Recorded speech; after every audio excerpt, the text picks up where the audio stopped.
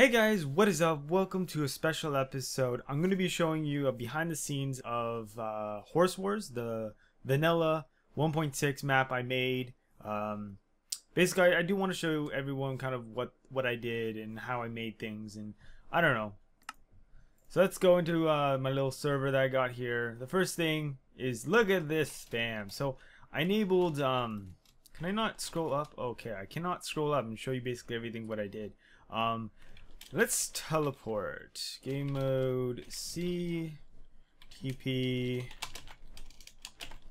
I'm gonna teleport myself to the spawn. So this is the original spawn. Now this spawn platform is where anyone that joins the server will be teleported to. And then here I have a bunch of mechanisms. Basically the first thing that I learned when making this map was the hopper timer.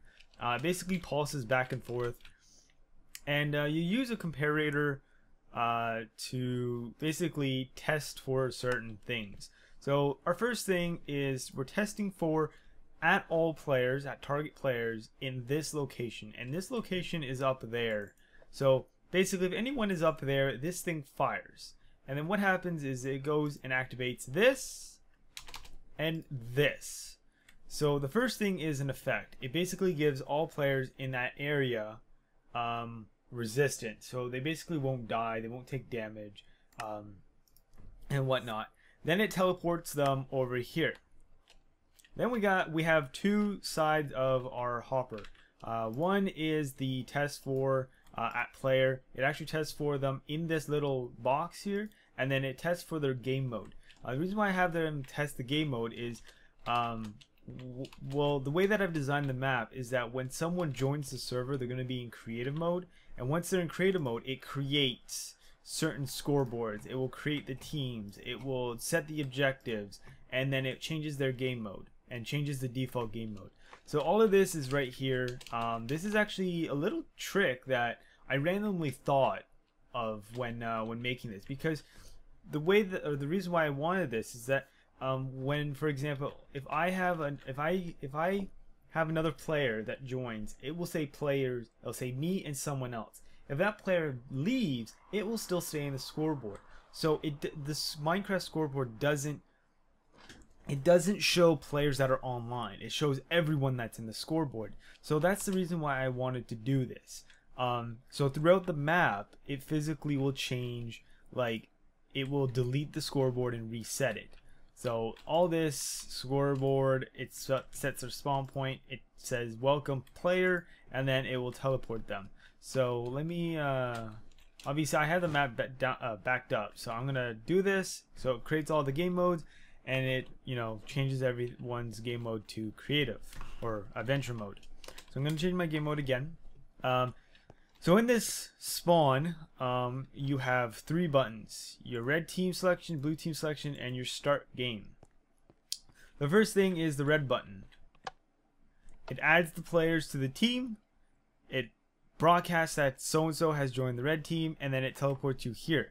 The reason why I teleported them here is because if, for example, if I take a block, do that, if I stand on here, it basically doesn't let anyone else join the team. So it's kind of like, get off the button, So that's that. Blue team is the same thing. And let's go underground. And this is how the underground is. I guess I gotta go this way. So we have three command blocks. Yes, you have the join, the TP, and the say. Basically the order is really wonky. Redstone and direction for command blocks are really whacked. It's not 1 2 3 for some reason. It's 1 3 2. That's the process on how these blocks produce. We have, obviously, check in the chat, we have an automatic changing weather or clear weather and set time. And then look, so on this side it's 1 2 3. Over here it's 1 3 2, and it works. They both work the same way, but that's the way I have to do it. It's completely confusing, but whatever. And so yeah, that's this. The cool thing that I actually had to troubleshoot is a lock mechanism. So basically what this means is this will basically test for a random player that has a level minimum. I think LM is level 1. So if one player has 1 XP or 1 level of XP, this thing will activate. And what this does is that this will lock. Here, I'll actually get a redstone block. Oh yeah, clear. Here, I'll do this. So basically what this does is that this locks the redstone repeaters and basically doesn't let anyone select a team. Doesn't let them select a team or doesn't let them start the game. This is for any late joiners. It doesn't allow them to join the game. I think that was the best decision for the map, because what happens is when you press the button, this happens. All of this happens when you start a game. So it's just a safety precaution, if anything. Here is our countdown. This is our countdown, and this is our, it teleports all the players. This teleports them. This teleports the blue team. This switches their game mode, just in case, sometimes, something might happen. Changes the game mode, and then this basically adds the teams again. And the reason why I do this is because once a game is done, it actually deletes the teams, resets it all, and yeah, it's just something that I have set up. And then here's the map. I'll talk about the inside because I didn't really show it in my original video. Bam, that's a good example of spawn protection. Here's the blue team spawn. I have horses. Underground, I have horse spawners in minecarts, because supposedly if you have spawn data breaks spawners, and I don't know if Mojang will fix it. If Mojang never fixes it, then I really can't do what I want. Basically what I have here is really derpy horse stalls. Yeah, so that's that. Here's my map. You have this direction. You can go under. There's that spawn, or you can you can go up here. Now, I didn't put a wall around here just because if you decide to jump off, then jump off. I'm not going to penalize anyone, but I could if I wanted to, but I'm not. So come over here. Here's red spawn. Jump down. Spawn protection. Yeah. So that's on both sides, by the way. So yeah. So the blue team has zombie horses and red team has skeleton horses. So I'm hoping that's cool. And if I come down here, this is the underworking. So when you start the game, what happens is you get teleported here, here, here, and then up. Here is the spawn protection. I have three mechanisms in the middle. I have my time limit, and I have the round resetter. And then here I have my clear button, or my clear item thing. But for some reason it's really derpy. For some reason, if you're in creative and I take an item, it gets rid of it. Look, it gets rid of it. I'll turn it off. Oh, no, don't cancel. If I go here, look, it keeps it. So this clear thing is really derpy, and I really hate it, but it does get rid of the items, and that's all I care about. So my two little mechanisms here, they're identical. So this scoreboard and this, like, they're all the same, or the set of command blocks here, set of command blocks here are both identical. The only difference is this one is the time limit. So basically I have a 10-minute timer, about 600 XP levels. And this basically will test for a player with 0 level in team red or blue, and this will test for if a level is 0 and if the game mode is 2 and the radius is 40. So I put a radius of 40 in here. So basically if that's hit, then it will activate, say match is over, and it basically goes through all of this, and most of it is scoreboard set, scoreboard reset, empty teams, and whatnot. This little mechanism right here will basically remove the levels one at a time. And yeah, so that's how this works. And here's the blue team. So because that's the red side, I'm gonna go over here because I know I won't get moved or anything. And how this works is we test for a player in here. If there's a player, it will deactivate this, and then our timer, our odd item hopper timer, will get set off. And trying to figure out where the hopper is.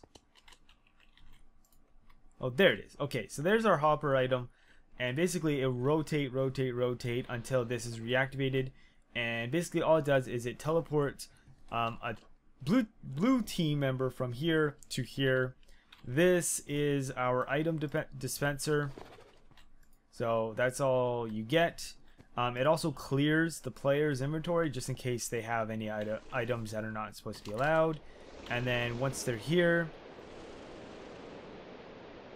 that's rain. Once they're here, it sets their spawn point. And then I also have another mechanism here that it tests for a player over there. So what happens is until there's no players here, it teleports them all from here to up here. Let's go. No. So yeah, it basically teleports all blue players until they left there, and it teleports them here. So yeah, that's kind of how that works. And that's kind of how my map works in general. So if you die, you spawn in the blue team, and until the time limit is reached or the player kill limit is reached, and that is, I think, over here. Score is 10. So once one player on the red team gets 10 kills, it will say red team has won, and then it will reset it.